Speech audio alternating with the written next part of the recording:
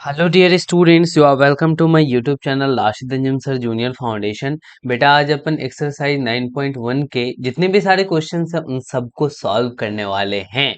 तो आप एकदम से नजरें जमाए रखना और देखना कि कैसे कैसे सर क्वेश्चंस को सॉल्व कर रहे हैं। हालांकि बहुत इजी है, मैंने आपको जो भी कॉन्सेप्ट्स पढ़ाया हुआ है अगर उस कॉन्सेप्ट पे बनाओगे तो तुम्हें बहुत आसान लगेगा। फिर भी देखो यहाँ पे क्या कह रहा है कि आइडेंटिफाई द टर्म्स, हमें यहाँ पे बताना है कि टर्म्स कौन सा है एंड देयर कोफिशिएंट, और उसके कोफिशिएंट्स भी बताने हैं जितने भी सारे क्वेश्चंस दिए हुए हैं। तो पहला वाला में जो आपका बेटा टर्म्स है वो कौन कौन सा टर्म्स है। तो एक टर्म है बेटा 5xyz², ठीक है। यहाँ से यहाँ तक देखो ये एक टर्म हो गया, माइनस से दूसरा टर्म सेपरेट हो गया। तो दूसरा टर्म कौन सा हो गया, तो -3zy। तो यहाँ पे हम लिख डालेंगे -3zy। इसका कोफिशिएंट क्या है बेटा, तो यहाँ पे देखो 5 है, तो यहाँ पे आप लिख दो इसका कोफिशिएंट 5 है। और इसका कोफिशिएंट क्या है, तो यहाँ पे -3 मल्टीप्लाई है, तो आप लिख डालोगे कि -3। समझ में आया क्या। जो भी नंबर मल्टीप्लाई होगा ना उस टर्म का जो न्यूमरल कोफिशिएंट, कोफिशिएंट कह रहा है मतलब कि न्यूमरल कोफिशिएंट कौन सा नंबर मल्टीप्लाई में है वही हो जाएगा उसका कोफिशिएंट, ठीक है। चलो यहाँ पे सेकंड नंबर में देखो, एक टर्म 1 है, फिर x है, फिर x² है। तो यहाँ पे लिखेंगे 1 और दूसरा लिखेंगे x और तीसरा टर्म लिखेंगे x²।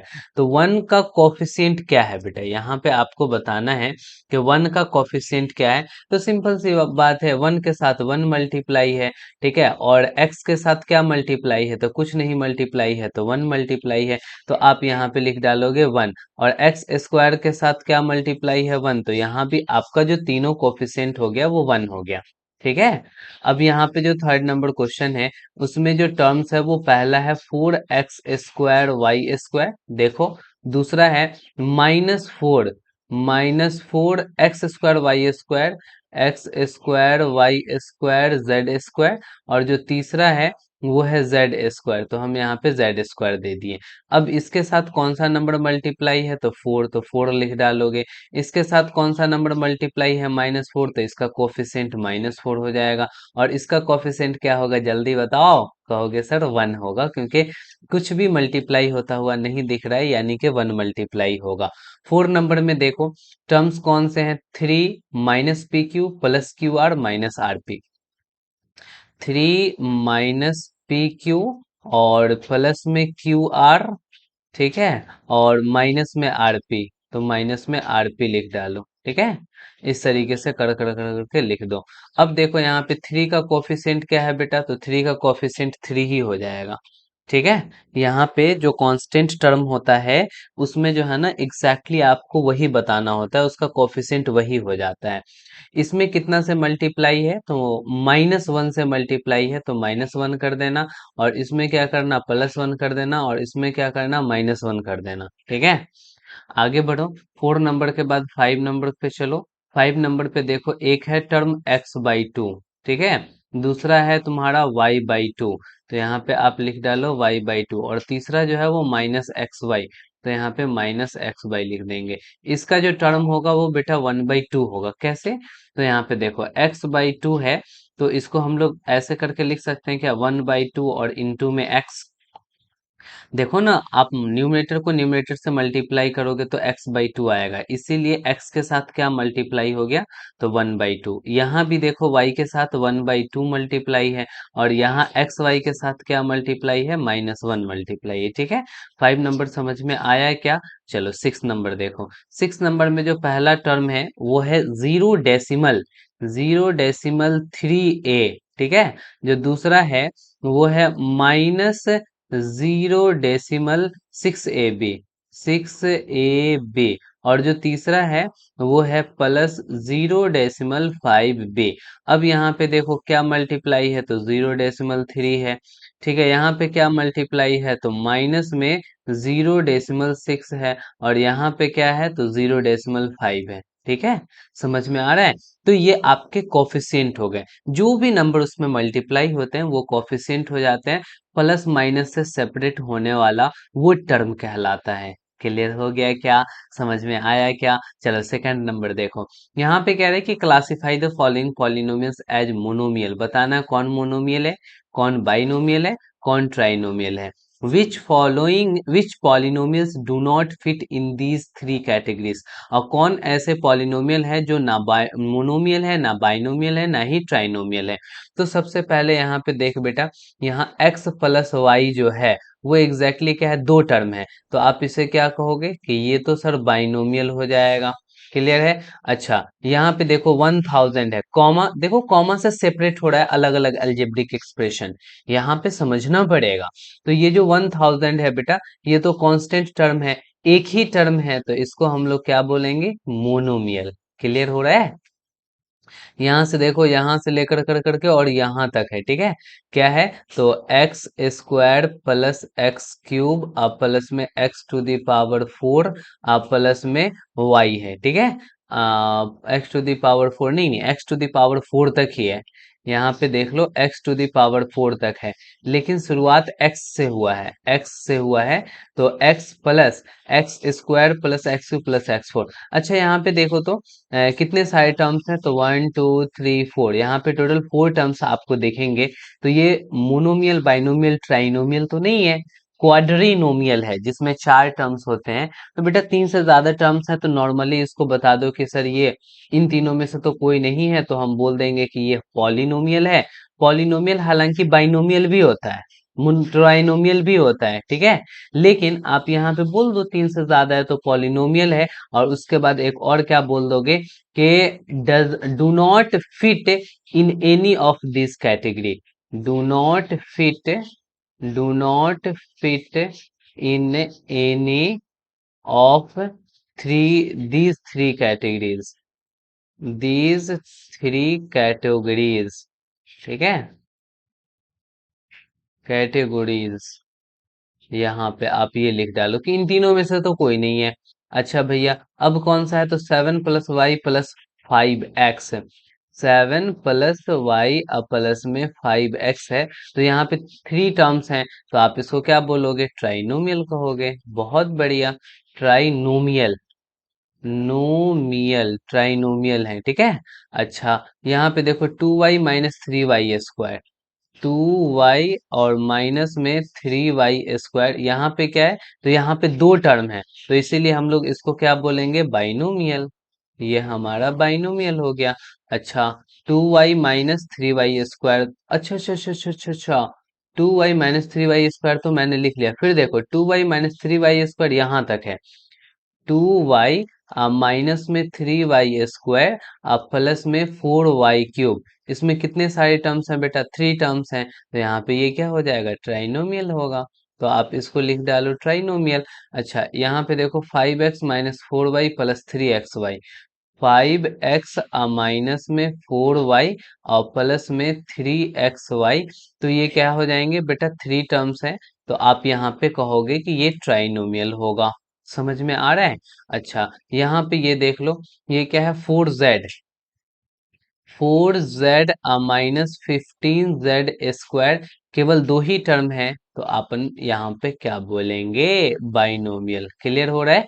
अच्छा, उसके बाद यहाँ पे देखो कितने सारे टर्म्स है, फोर फोर टर्म्स है, यानी कि A B plus B C plus C D plus में डी ए।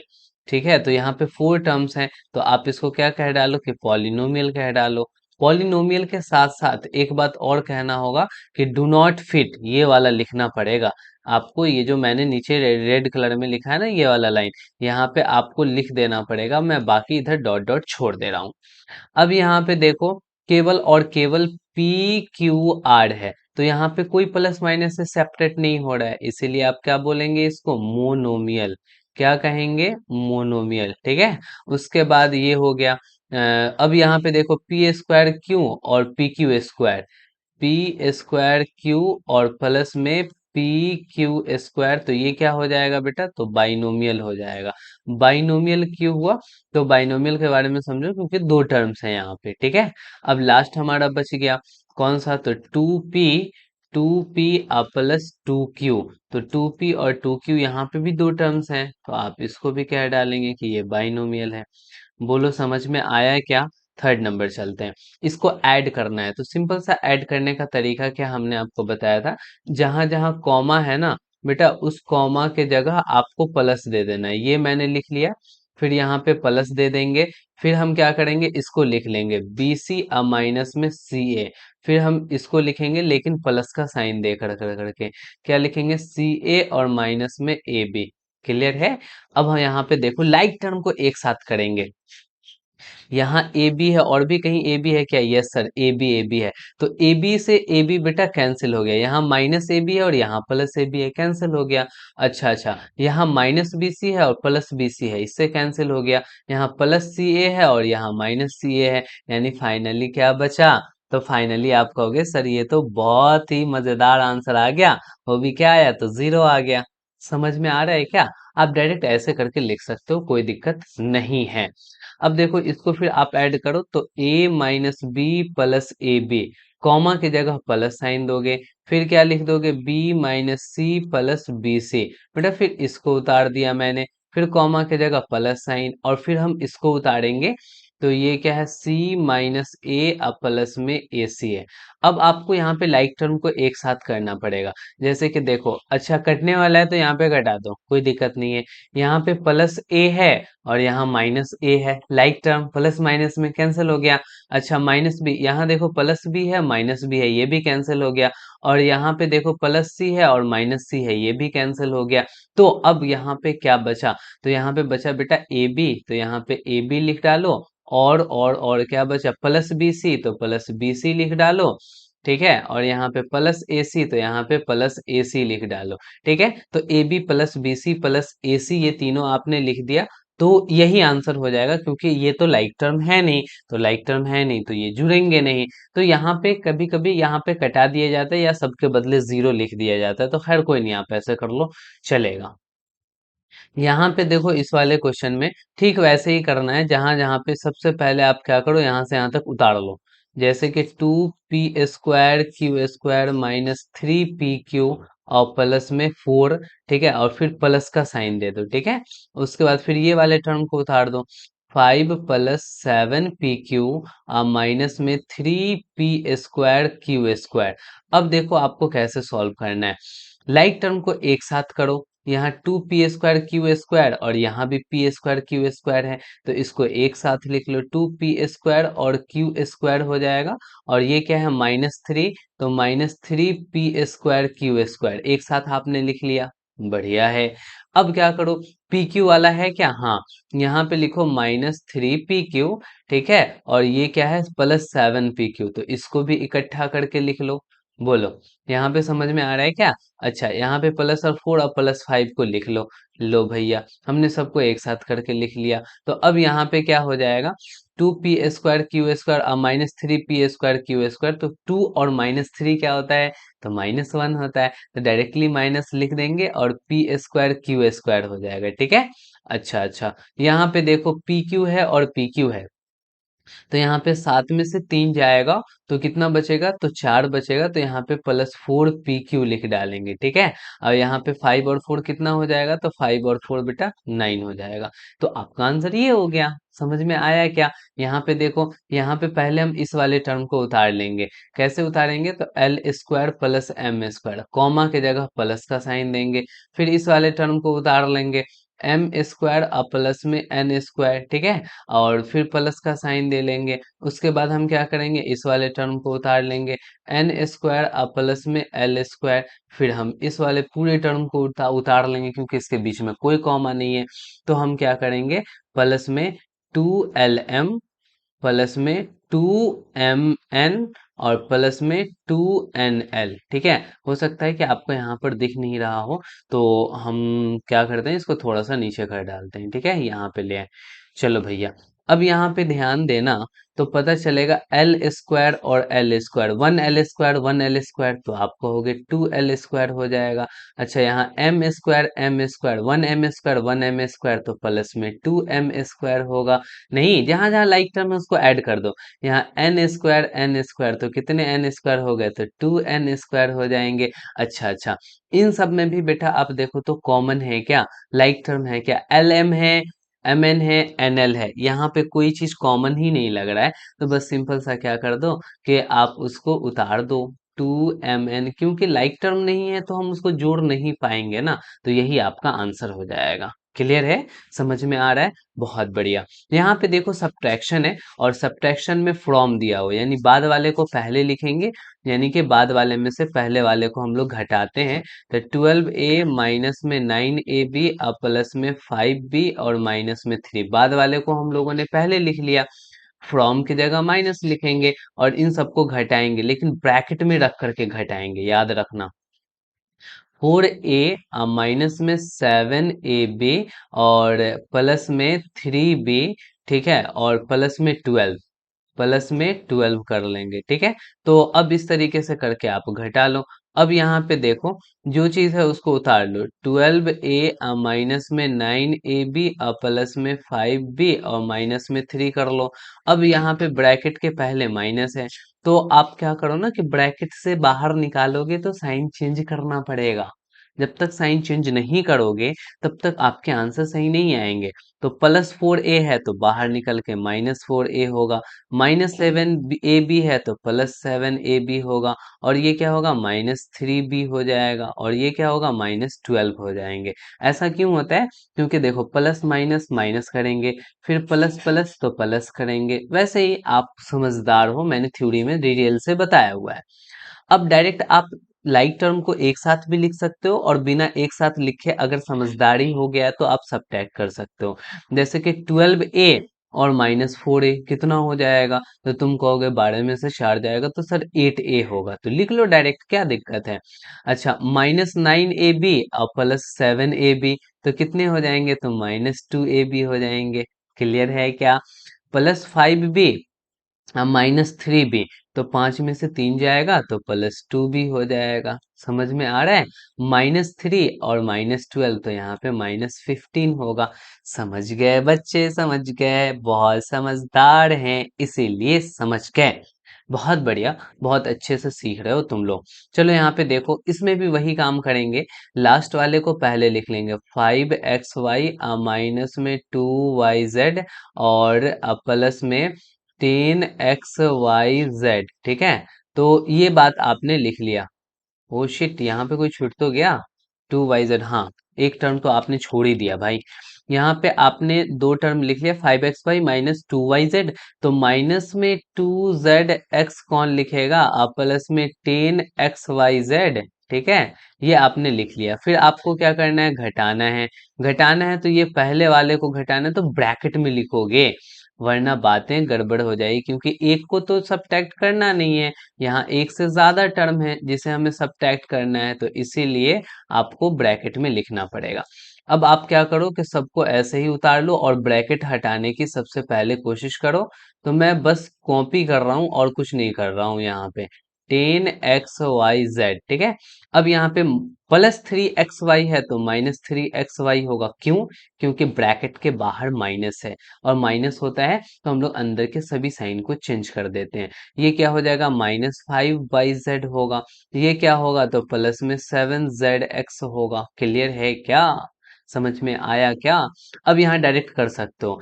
एक्स वाई है, और भी कहीं पे एक्स वाई है क्या, ढूंढो ढूंढो ढूंढो। यस, यहाँ भी है। तो -3 और +5 क्या होता है, +2 होता है, तो 2xy लिख दो, ठीक है। यहाँ पे yz है, और यहाँ पे क्या है, yz है, तो -5yz है, -2yz है, तो माइनस कितने yz हो जाएंगे, 7yz हो जाएंगे। क्लियर है? यहाँ zx है और यहाँ zx है, तो 7zx है, 7zx में से 2zx जाएगा, तो यहाँ पे क्या हो जाएंगे बेटा, तो 5zx हो जाएंगे, ठीक है, 7 में से 2 जाएगा तो। और ये अकेला बच गया, तो जब बच गया उसको हम क्या करेंगे, उतार देंगे। समझ में आ रहा है क्या? क्योंकि उसकी लाइक टर्म तो कोई है ही नहीं, तो अब है नहीं तो हम लोग उसमें कुछ कैलकुलेशन वगैरह कर नहीं सकते हैं, इसीलिए हमें उतारना पड़ेगा, ठीक है। आगे बढ़ो। यहाँ पे जो क्वेश्चन सी है, इस सी वाले क्वेश्चन में ध्यान देना। बात वही है लेकिन थोड़ी सी लंबी चौड़ी है, तो आप क्या करो कि पहले इसको लिख डालो और उसके बाद उसमें से उसको घटा डालो, एक ही बार में हम कर देंगे। देखो, पहले हम बाद वाले को लिख लेते हैं। क्या है 18 - 3p - 11q प्लस 5pq, ठीक है। अब माइनस में 2pq² प्लस में 5p²q। इसमें से हमें सब्ट्रैक्ट करना है, देखो ना फ्रॉम के जगह माइनस लगाया। अब इन सबको हम बेटा ब्रैकेट में लिख डालेंगे, तो ब्रैकेट में लिखते हैं तो 4p²q, ठीक है, और माइनस में 3pq और प्लस में 5p क्यू है, सॉरी pq² है, ठीक है, और माइनस में 8p है और प्लस में 7q है और माइनस में 10 है। क्लियर है, समझ में आ रहा है। तो अब अपने को क्या करना है, ब्रैकेट हटाने का काम करना है। तो ब्रैकेट से पहले ये सभी चीजों को हम लोग डायरेक्ट उतार लेंगे और उतारने के बाद में फिर बाद में देखा जाएगा कि आगे क्या हो रहा है क्या नहीं हो रहा है। ब्रैकेट है तो ब्रैकेट के पहले माइनस है तो अंदर के सभी साइन को चेंज करना पड़ेगा। कैसे चेंज करेंगे, तो +4p² है तो -4p² कर डालेंगे। ये क्या होगा, +3pq होगा। ये क्या होगा, -5pq² होगा। ये क्या होगा, 8p होगा। ये क्या होगा, -7q होगा। और ये क्या होगा, +10 होगा। क्लियर है। अब यहाँ पे जो लाइक टर्म है उसको आप लिख सकते हो अरेंज करके, कोई इशू नहीं, कोई दिक्कत नहीं, कोई परेशानी नहीं। यहाँ पे देखो 18 है, 18 के बाद कांस्टेंट टर्म और कहाँ पे दिख रहा है, तो 18 के बाद यहाँ 10 दिख रहा है, तो 18 और 10 कितना होता है बेटा, 28। चलो लिख लिया आपने। -3p है, और भी कहीं पे p है क्या, हाँ तो यहाँ पे 8p है, तो 8p और -3p कितना होता है बेटा, तो +5p कहोगे, नहीं +5p हो जाएगा ये। बढ़िया। -11q है, और भी जगह q है क्या, हाँ -7q है, तो -11 -7 -18q होता है। अच्छा, +5pq है, और भी कहीं पे है क्या pq, हाँ +3pq है, यानी कि कितने हो जाएंगे, तो +8pq हो जाएंगे, ठीक है। अब यहाँ -2pq² है, अच्छा, और यहाँ -5pq² है, तो -7pq² हो जाएगा। क्लियर है। यहाँ पे क्या है, +5p² है, और यहाँ -5p² -4p² है, तो 5 में से 4 जाएगा तो 1, तो यहाँ पे +1, तो 1 तो लिखते नहीं है, तो यहाँ पे p² हो जाएगा। अब सारे के सारे हमने लिख दिया ना, तो बस यही आपका आंसर हो जाएगा। कोई जरूरी नहीं कि आप अरेंज कर कर करके एक साथ करो, इकट्ठा करो, कर लिए तो बहुत बेहतर है, अगर समझदारी है तो ऐसे भी कर लिए तो सही है, बहुत बढ़िया। आपने सारी चीजों को बहुत अच्छे से देखा, तो ओवरऑल ये वाला एक्सरसाइज आपका एंड हो गया। और आपको फाइनली अब क्या करना है ना, कि खुद से क्या करना है कि आपको फिर से एक बार देखना है, बनाना है, समझना है कि कैसे कैसे यहाँ पे सर ने बताया था और हमने कैसे किया था। आप एनालिसिस करो। तो एक्सरसाइज 9.1 आपके हो गए द एंड। अब 9.2 के इंट्रोडक्शन को नेक्स्ट लेक्चर में बताएंगे। अगर आपने हमारे इस चैनल को सब्सक्राइब नहीं किया है देन प्लीज सब्सक्राइब करो। देखो कितने कम सब्सक्राइबर्स हैं, आप ही के सपोर्ट से ये चैनल बहुत आगे जाएगा। और अभी तक जो भी हुआ है वो आप सबके वजह से ही हुआ है। आप सबको मेरी तरफ से बहुत बहुत धन्यवाद रहेगा। इस चैनल को आप सब्सक्राइब करके बेटा फ्रेंड के साथ शेयर भी कर दोगे, मेहरबानी रहेगा। वीडियो को लाइक नहीं किया तो प्लीज लाइक करते हुए जाओ। आज की कहानी यहीं तक रखते हैं, फिर मिलते हैं नेक्स्ट लेक्चर में। Okay bye, good night.